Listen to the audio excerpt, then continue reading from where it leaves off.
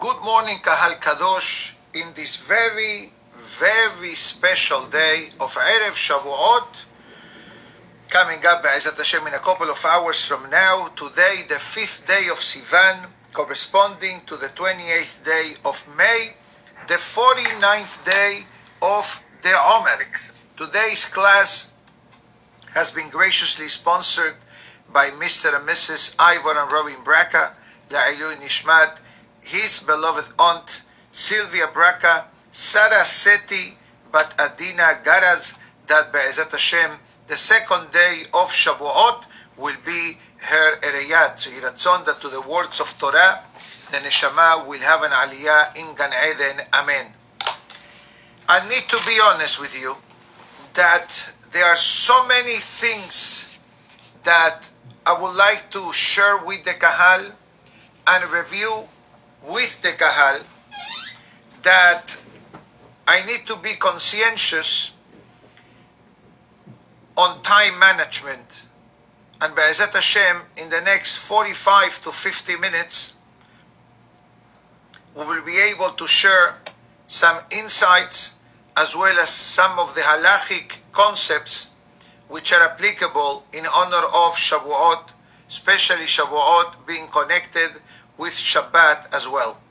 So before we do that, I think that it's imperative that we dedicate a few minutes of today's class to speak about the 49th day of Sefirat HaOmer. At the end of the day, as we may have mentioned a few times through this 49-day journey, that we began to learn the Omer, we came to the understanding of how powerful the days of the Omer are, and in bottom line, this is the conclusion of the Omer, and therefore the conclusion of the Omer must set up the stage for the new arrival of tonight with the celebration of Shavuot. So with all that being said, let's devote the next few minutes to the Omer topic. 49th day of the Omer, the highest Sephirah, so to speak, Malchut Sheve Malchut. David HaMelech is the host of this week, and David HaMelech is the final guest of the week. So basically, we need to understand that the main purpose of our existence and the main purpose of life from a spiritual perspective, it's all connected to godliness. And godliness refers to the Malchut, to the essence of God's revelation in the world.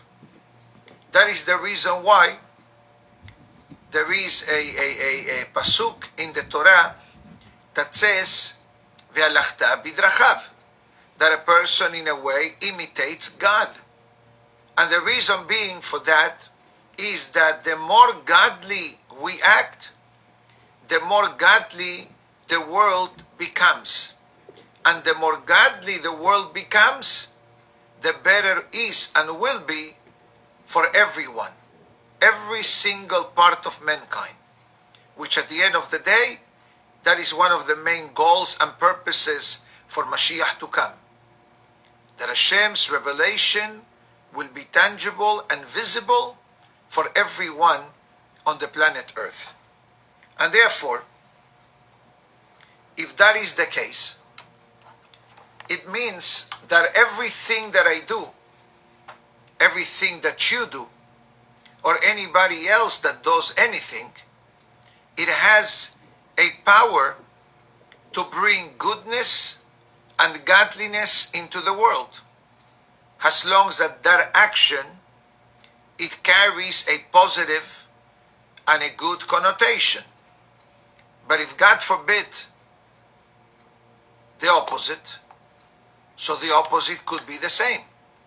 Meaning to say, instead of increasing godliness, we decrease godliness. So let's see the exercise of the day, Be'ezat Hashem. So one of the things that the Sefirah of today teaches us is, and I believe that we all are going to agree, that after 49 days of the counting of the Omer, but not the mere counting of the Omer, but actually making sure that every day counts. And I'm very thankful to every one of the Kahal Kadosh for giving us the opportunity of being able to share these words of the Sefirot to make our to make our life more meaningful. And if we look back 50 days ago, Pesach time, and 50 days later, Shavuot time, Be'ezat Hashem, something stuck to us, and something became part of our life, and even one message that made our life better, happier, peaceful, meaningful, content, and all the beautiful adjectives that we can bring to our life. But the Sefirah of today is with the Hashem, recognize En Od Milevado, there is nothing else in the world but the essence of godliness. And the moment that the essence of godliness is gone, that matter cannot function.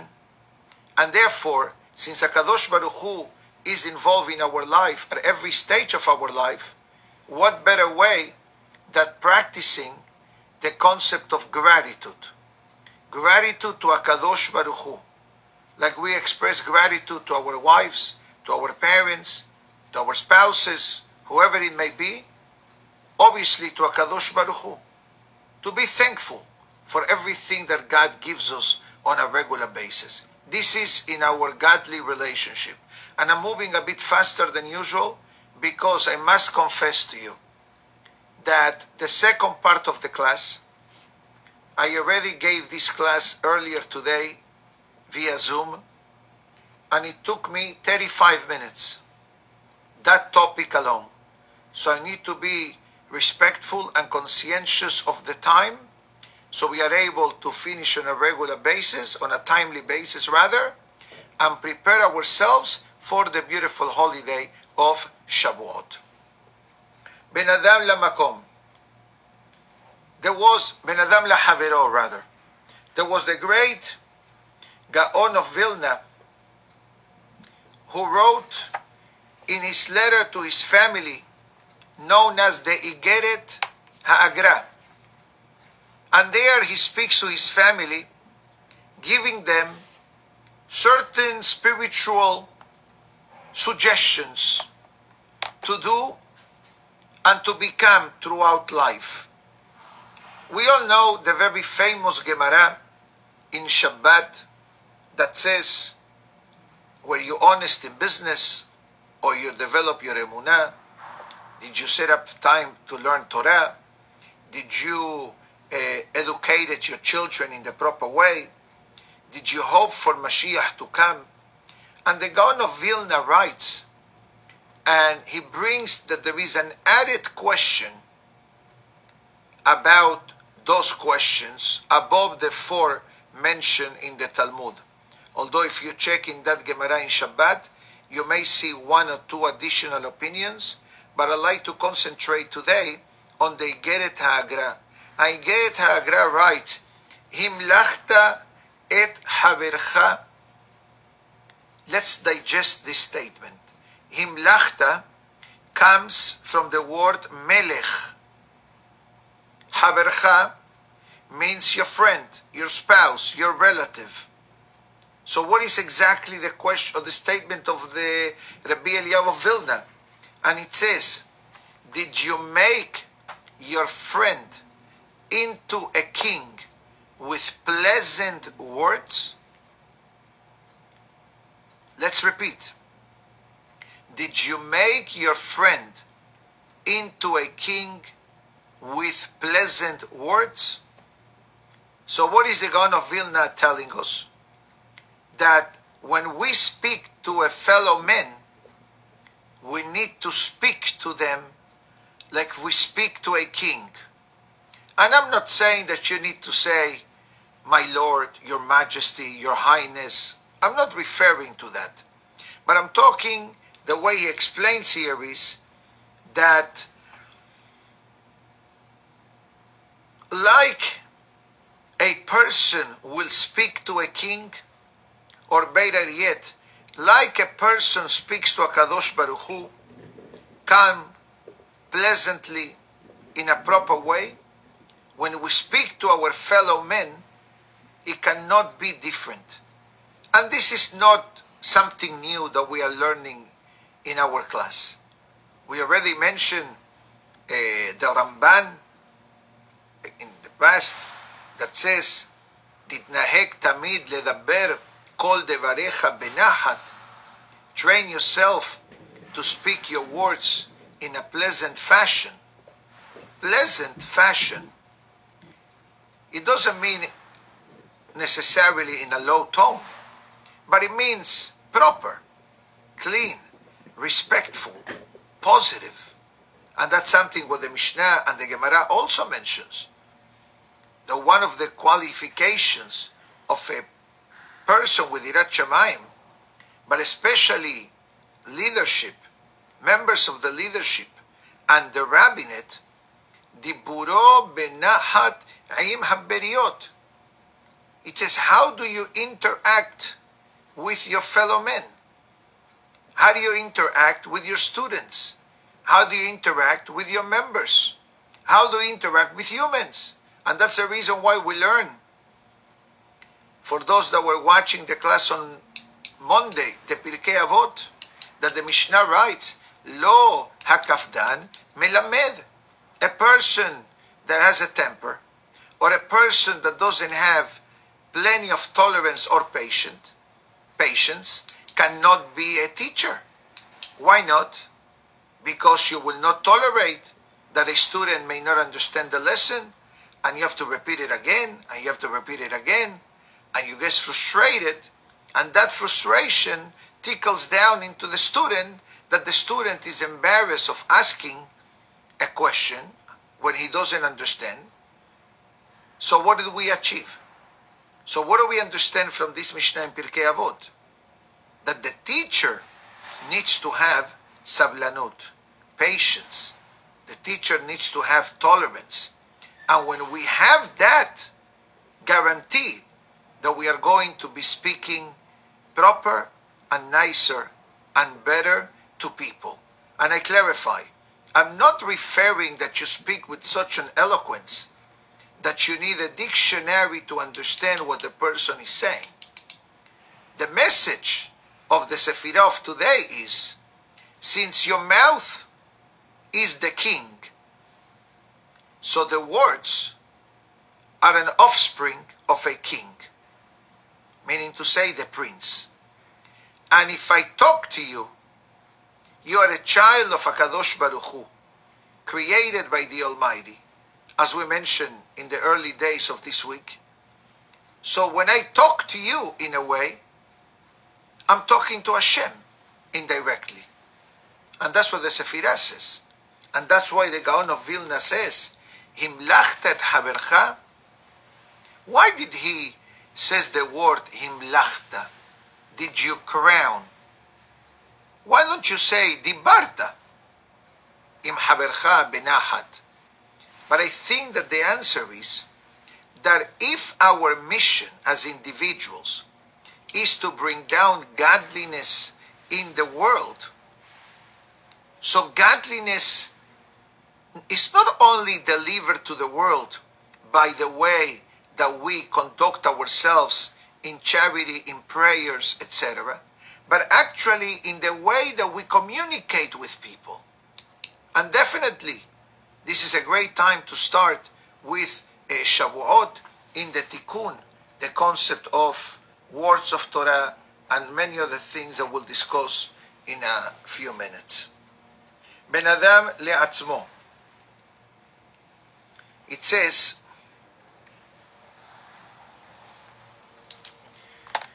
the Hafetz Haim, that a Yehudi must act godlike. And that's something that I mentioned a few moments ago, Be'alachta bidrachav. And he explains the concept of every time that a Yehudi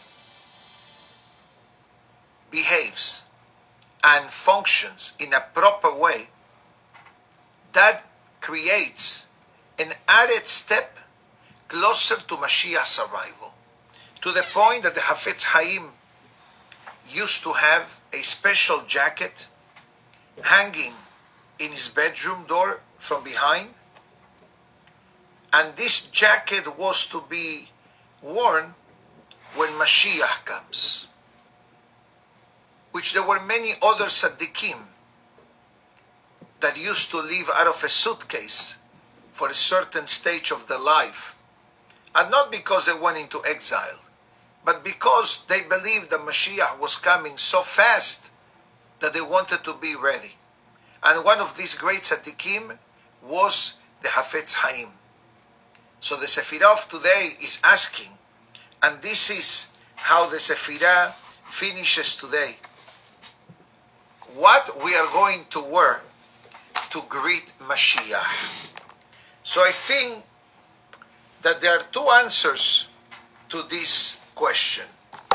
Physical garment, but I think that the physical garment, it's not as important as the spiritual garment of the person. The more good deeds we do, the more Tehillim we read, the more Torah we learn, the better we make the world. And the better the world becomes, godliness is closer to us. And the closer godliness, so to speak, is closer to us, that is definitely paving the road and paving the way for Mashiach's arrival. I'm just scanning to see if I miss any additional message of today's Sefirah.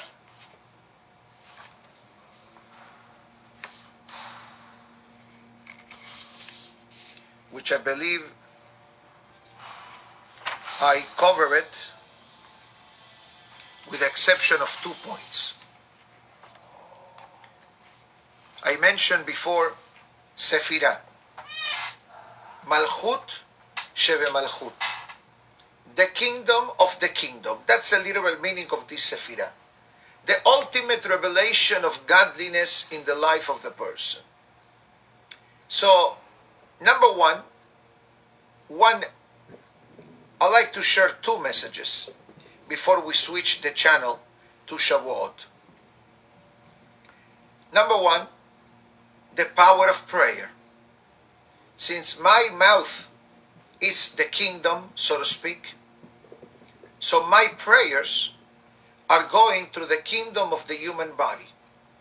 So definitely, we take advantage of Shabbat, we take advantage of Yom Tov, especially Shavuot, related to David HaMelech, Megillat Ruth, the book of Tehillim. So, one message is to take advantage of this Yom Tov and Shabbat to pray. But I'd like to add one more. And this may not be popular, but I think that is important to share this. Many of us, Be'ezat Hashem, in a few hours, will be able to go pray with the minyan. How it's going to be, how it is not going to be. I'll just show you that when you come to our synagogue, this is what is going to greet you.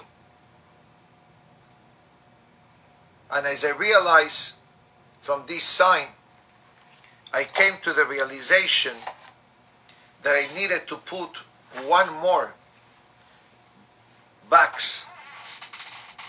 And this is about the sanctity of the synagogue. Kahal Kadosh, like it or not, we were evicted from the synagogues. And although we can blame the pandemic, we can blame the virus, we can blame whoever you want to blame, bottom line, from a Jewish perspective, we were evicted from our synagogues. We were evicted from our places of Torah study. Yes, that thanks to iTorah and Zoom platforms and other wonderful technological programs of Torah, we were able to keep us in a stable oxygen level to be able to live and to survive over 2 months without going to the synagogues. And we need to know that there are places in the world still that synagogues are not open and outdoor minyanim are not being open, and many other restrictions that are established by each government of each city and each country. But here's what I would like to say. If we understand that the Sephirah of Malchut, it's something related to speech, so like I said a few moments ago, to take advantage of these 48 hours to pray and to pray and to pray and ask for things, Be'ezat Hashem. But also I think that we need to reinforce this, and I read this quoting from the Zohar and many other sources. Ishtadel me'od, when a person finds themselves in the synagogue, be very, very careful. Lishmor et piv miledaber im havero, not to speak during the time of services. I know that we are going to have social distancing, and every seat that is occupied, 3 seats all around must be unoccupied, so that will help. Otherwise you will have to scream, and I don't believe that anybody is going to scream to talk to the friend in the middle of the prayer. But why do we need to reach to the level of social distancing that is forcing us not to speak during the prayers? And he says, Ubifrat b'sha'at tefillah, and especially the moment of praying, the moment of Sefer, Birkat Kohanim, the Hazara. All these are powerful times in the prayers that talking hinders the prayer. It affects the prayer. It creates a short circuit in the prayer. It's even debatable in the halakha if a person is allowed to speak between aliyot. This is called in halakha term ben gavra le gavra. Between aliyot there is a problem to speak according to some opinions in the Shulchan Aruch. So if between aliyot could be a problem, imagine yourself to speak during the Sefer Torah. But especially during the day of Shavuot, that is Matan Torah, that is the giving of the Sefer Torah. And we're going to read the 10 Commandments. And for those that are not home, read the 10 Commandments at home. If you're able to come to the synagogue, as long as it doesn't affect your health and age limitation, etc., faddal. But if it does affect you, read it at home. Read the 10 Commandments. Which, by the way, I said this before I forget. During the reading of the 10 Commandments, or prior to the reading of the 10 Commandments, have in mind that HaKadosh Baruch Hu should send refu'ah shelema to every chole of Am Israel that requires a speedy recovery at any level. Why so special the moment of Matan Torah, of the 10 Commandments? Short answer. Because by the moment that the Torah was being given to Am Israel, every single Jew became healthy, was cured. The blind was able to see, the deaf was able to listen, the mute was able to speak, and the lame was able to walk. In other words, God removed all physical disabilities and limitations that anybody endured due to slavery. So God healed the Jewish people by the giving of the Torah. So every year, this benefit, it renews itself to bring healing to the persons. Since, unfortunately, we know very well that there is an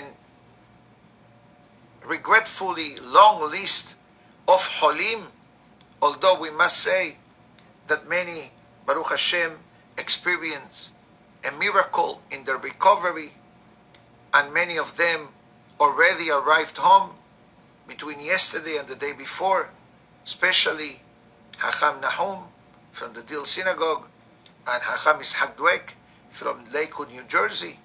Baruch Hashem, both of them are at home with their families.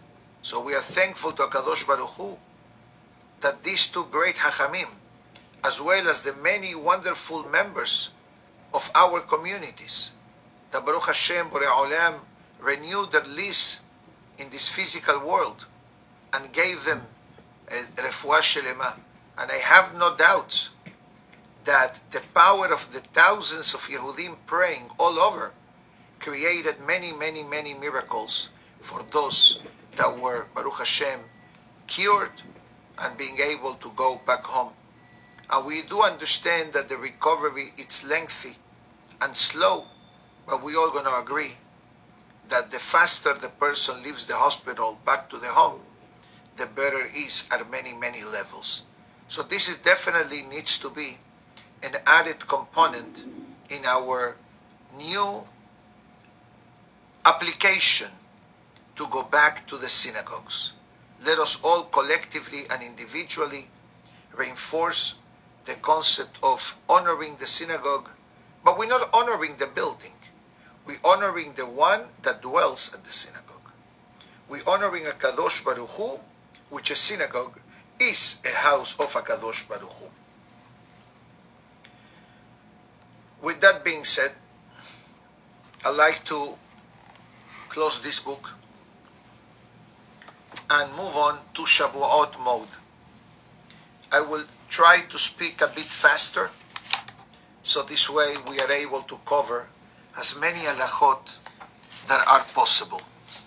Before I begin, this is our synagogue's website. A lot of the things that I will say are found in the front page of our synagogue website, and also you see a link for the holiday schedule. Please be advised that the times listed on the synagogue's website for Shavuot are only for Aventura, Florida. But definitely feel free to check it out, printed. You have some halachot, some traditions, suggestions, and basically the way how to prepare to the best of our ability for the holiday. So I read it out loud, www.ejsfl.com.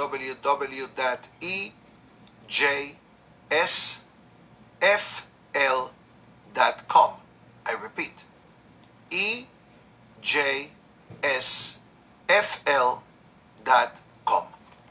With that being said, put on your seatbelts. We begin. First of all, being Erev Yom Tov on a Thursday, Friday, Shabbat, we must do Eruv Tafshilin. The Eruv, we do it usually by taking a chali roll and a hard-boiled egg. We put it together, we say the blessing, and we say the special text which is found in the Mahzor or in the front page of our schedule. Now, concerning the question, for those that they know for sure that they will not cook at all tomorrow for Shabbat, meaning to say that everything is ready. So based on the halachic research that we said, is that a person does do the Eruv without saying a beracha, but yet say beden erubeh yeshare lana, etc., since the wife will light candles tomorrow in honor of Shabbat, which this brings to the next point. If in Yom Tov the wife will light the candle at the regular time, which tonight in Miami is at 7:48, not a problem. But in the event that the wife will light the candle after 8:06, which is sunset in Aventura, then that needs to be lit only from a pre-existing flame. But we also are going to be needing for tomorrow afternoon, which we must do candle lighting at the regular time, which tomorrow will be at 7:49, that must be only from a pre-existing flame. So the way you do the pre-existing flame, you basically get a Yortzeit candle 24, 48 hours, and then you have a constantly burning fire, and this way you're able to take fire from there for candles, or in the case that the person has gas stove, can take fire from this pre-existing candle. So we cover the Eruv, and we cover the candles of pre-existing. Now,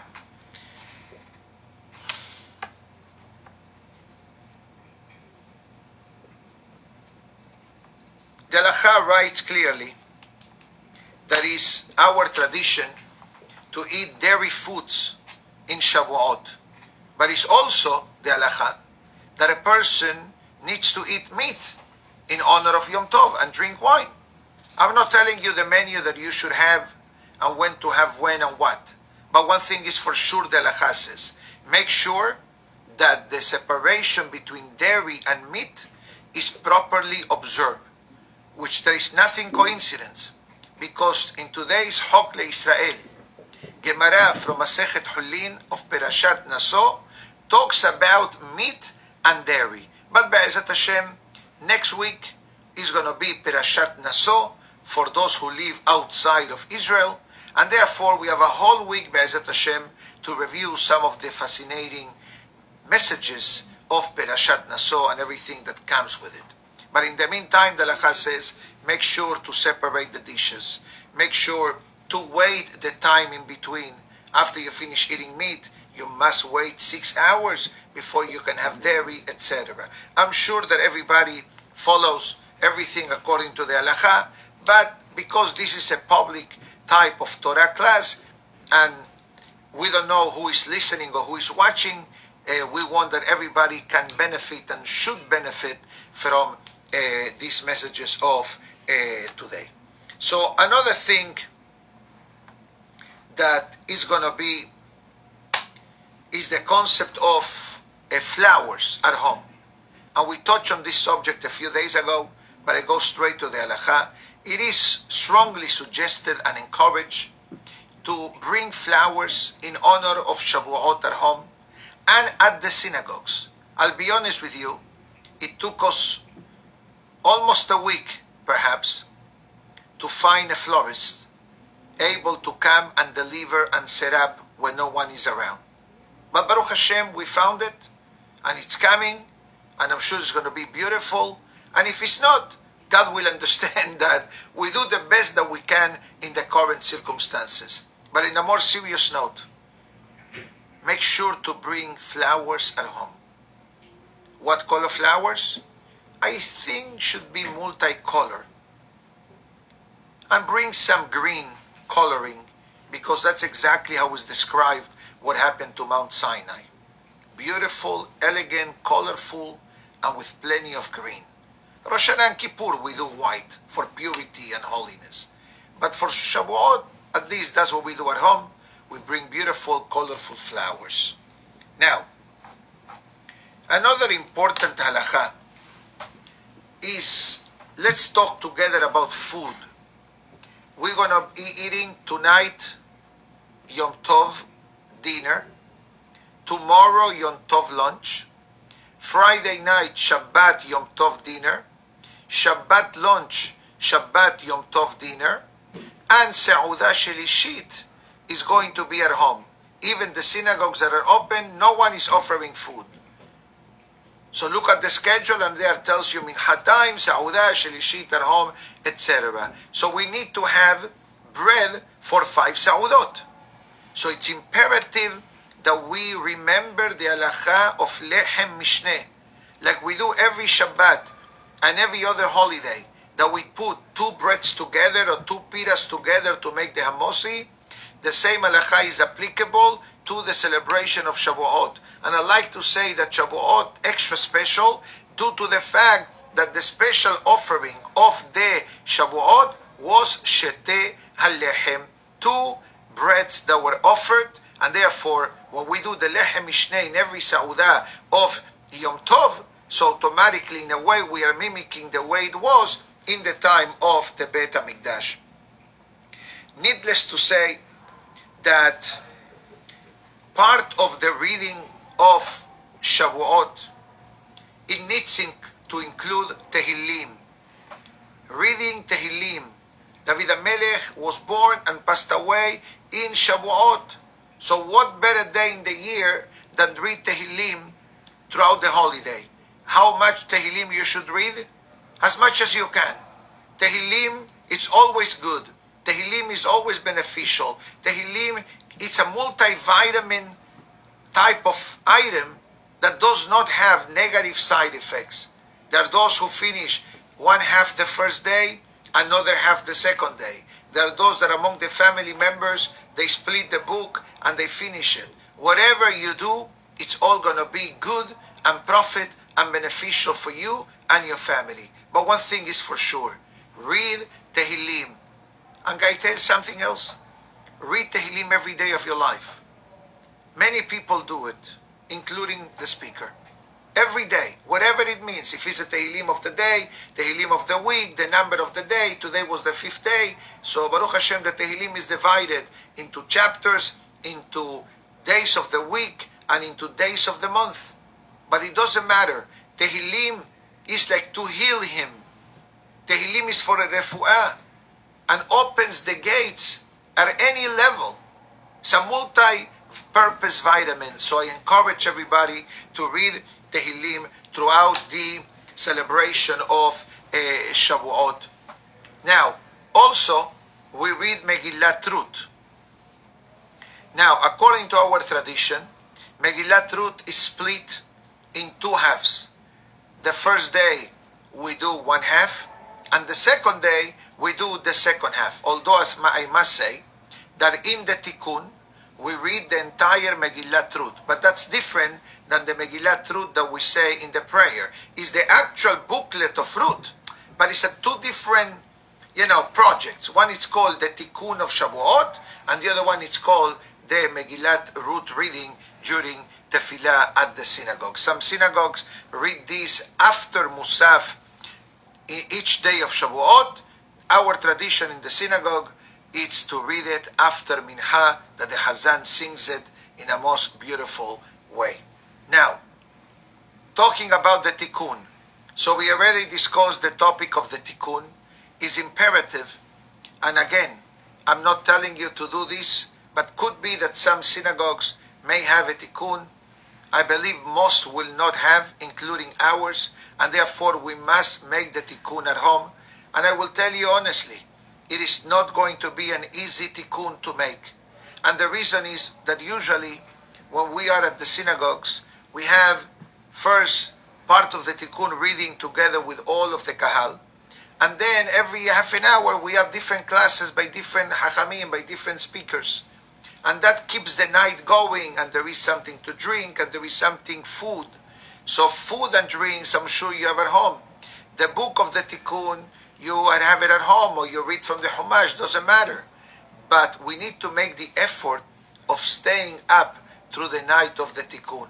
It is going to be, I believe, a bit challenging for many of us, but Be'ezat Hashem, we make a personal prayer now that HaKadosh Baruch Hu should give each and every one of us the opportunity and the strength to be awake and to be able to make a beautiful Tikkun, that it brings so many spiritual benefit and cleansing to the life of the person, including longevity and removal of negative decrees and situations that could be considered adverse for the life of the person.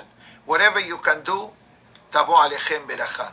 Tomorrow morning, try to get up early, try to stay up, drink coffee, not a problem at all. Just make sure in the morning you say Birkot HaShahar, and if you slept, then you say Al Netilat Yadayim. If you went to the bathroom, you definitely will say Asher Yatzar.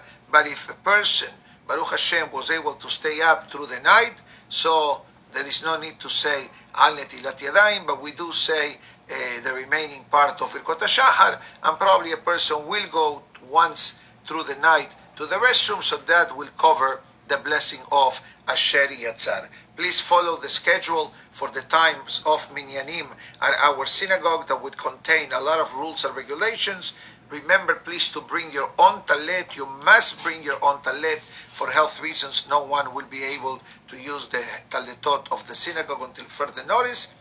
And in the event that a person will not be able to go to the synagogue to pray in the morning, the halacha brings different options that how can the person do the best at home. Besides being properly dressed, the way we have said in the past several weeks, try, if you can, to pray with vatikin or nets, which means basically doing the Amidah with sunrise. In Miami, sunrise is at 6:30. So probably tefillah will begin at 5:30, etc. But if you're at home, try to wake up early to be there, unless you're already up through the night. The next case, try to pray at the time that the synagogue's minyan prays. So if in your synagogue there is a minyan at 8, pray at 8. If in your synagogue there is a minyan at 8:45, do at 8:45. Whatever time your synagogue offers. Why? Because that means that I'm connecting remotely. You know, like you remotely connect with Zoom. So you are remotely connected with the prayer, but without Zoom, because it's forbidden and mukseh to use on Shabbat and Yom Tov. But this is how we connect the spiritual waves of prayer from the home to the synagogue, from the synagogue to HaKadosh Baruch Hu. Now, the Ben Ish Hai explains the importance of praying Musaf with great concentration tomorrow morning. And for some people, may be very easy. But for some that stayed up through the night, may be very challenging. So therefore, we must invest effort to do the Musaf happily with itlahavut. Why?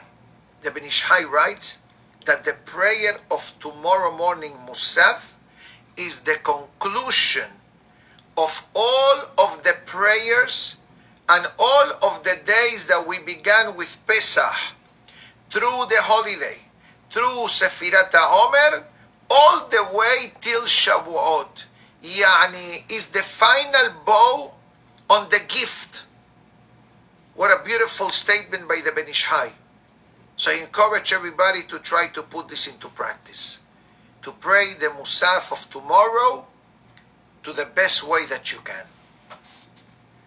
Part of the things that we also are going to be reading in the synagogue, which is found in the Mahzor, is the topic of the Azharot, a special poetic writings that discusses the positive and the negative commandments, which are also found in the Mahzor of Shavuot.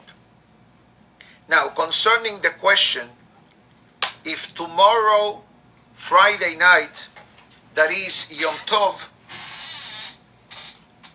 but it's also Shabbat, how do we do the Kiddush? So the Kiddush of tonight, you just look at the Mahzor, it's very short. Ele Mo'adeh, Sabri Maranan, and Shehiyanu at the end. Tomorrow evening, because it's Shabbat, we begin Yom HaShishi, Ele Mo'adeh, the full Nusach, and then we say Mekadesh HaShabbat BeIsrael BeHazemanim, and then Shehiyanu. Both nights of Shavuot, we say Shehiyanu. Also the Hallel, for those that are going to be praying at home, we say complete Hallel.